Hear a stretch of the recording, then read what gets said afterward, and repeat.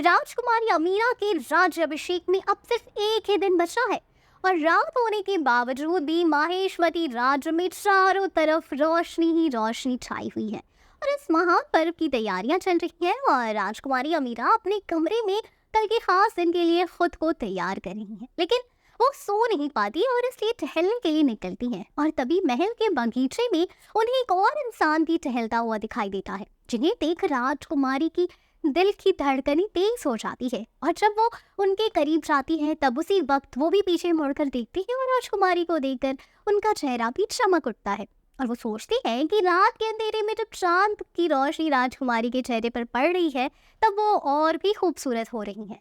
और तभी राजकुमारी अलेक्जेंडर को उनसे ख्यालों से बाहर निकालते हुए उनसे पूछती है, क्या आप भी सो नहीं पा रही? तब वो राजकुमारी से कहते, आप भी? मतलब आप भी नहीं सो पा रही? तब राजकुमारी मुस्कुराते हुए कहती है, जी दिमाग में कुछ सवाल चल रही हैं।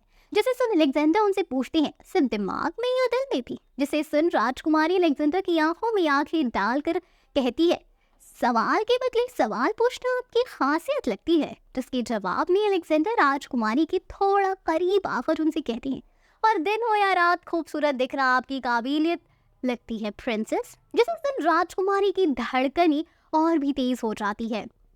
उन्हें डर है कि कहीं अलेक्जेंडर उनकी ये तेज धड़कनें सुन न ले और इन दोनों को एक दूसरे की आंखों में डूब जाने से रोकती है महल में बज रहे घंट की आवाज, जिन्हें सुन राजकुमारी कहती है, घंट यानी माहेश्वती पर हमला। और वो दोनों जल्दी बगीचे से निकलकर महल के अंदर जाते हैं, जहां देवसेन और बाहुबली पहले से ही बाकी के मंत्री और सेनापति के साथ खड़े थे। और वहां आते ही राजकुमारी उनसे पूछती है, क्या हुआ? किसने क्या महेश्वती पर आक्रमण करने का दुस्साहस? जिसका जवाब उन्हें कोई नहीं दे पाता और सबकी खामोशी देख राजकुमारी और बेहोश हो जाती है और अपनी आवाज को तेज करते हुए फिर से पूछती है, क्या कोई बताएगा किसने किया ये आक्रमण?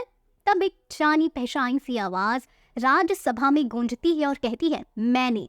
जिसे सुन राजकुमारी जब पीछे मुड़कर देखती है तो उनके होश ही उड़ जाते हैं और उनके साथ साथ बाहुबली और देवसेना भी चौंक जाते हैं, क्योंकि वो और कोई नहीं बल्कि माहेश्वती के राजकुमार सूर्यवीर है। राजकुमारी पहले तो कुछ बोल ही नहीं पाती, लेकिन फिर कुछ क्षणों के बाद सूर्यवीर से पूछती है, सूर्य ये क्या मजाक है? जिसके जवाब में सूर्य कहता है, मजाक नहीं राजकुमारी, ये मेरा हक है। ये सुन देवसेना आगे आती है और अपनी बेटी से पूछती है, हक? कैसा हक? इसके बाद जवाब में सूर्यवीर कहती है, कैसा हक? माँ माहेश्वती का राजकुमार हूँ मैं। इस राज सिंहासन पर जितना हक राजकुमारी अमीरा का है उतना मेरा भी है, और आपने और बाबा ने ये सिंहासन सीधा राजकुमारी के नाम कर दिया और मेरे बारे में सोचा तक नहीं। ये सुन बाहुबली कहते, सूर्य तुम्हें तो इस फैसले से कोई आपत्ति नहीं थी।